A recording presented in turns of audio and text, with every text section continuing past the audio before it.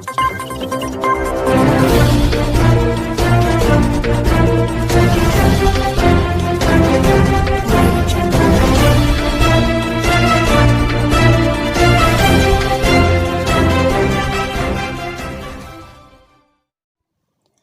اللہ الرحمن الرحیم۔ السلام علیکم۔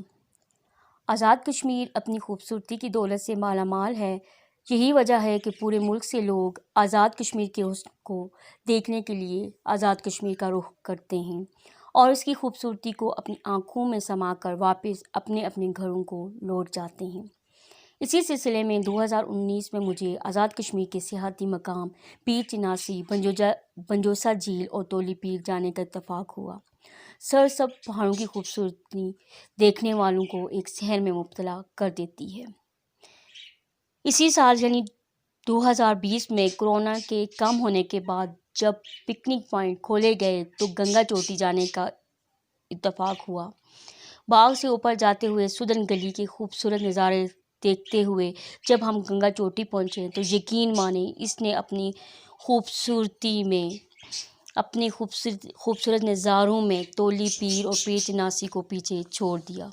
لوگوں کا ہجوم اس قدر تھا جس میں بچے، بوڑھے، خواتین اور جوان شامل تھے۔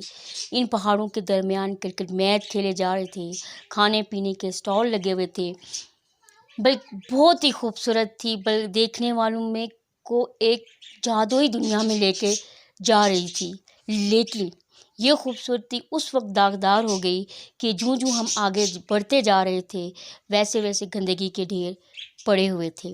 جگہ جگہ کاغذ، ڈسپوزیبل گلاس، پلیٹس جو سیر کرنے والے اپنے ساتھ لے کے آتے ہیں اور استعمال کر کے وہاں پھینک جاتے ہیں، پھر شاپ پر اور اس کے بعد بچوں کے ڈائپر۔ اس چیز نے نہ صرف اتنا دکھ پہنچایا بلکہ شرمندگی کا احساس بھی دلایا کہ آخر ہم کب سمجھیں گے۔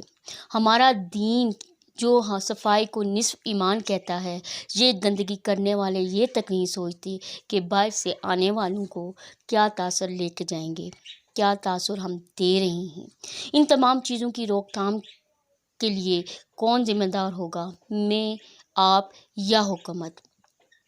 سوچنا ہم سب نے ہے اور یہ سوچ کر اپنی ذمہ داری پوری کر کے اپنے قدرتی حسن کو بچانا ہے۔ آئیے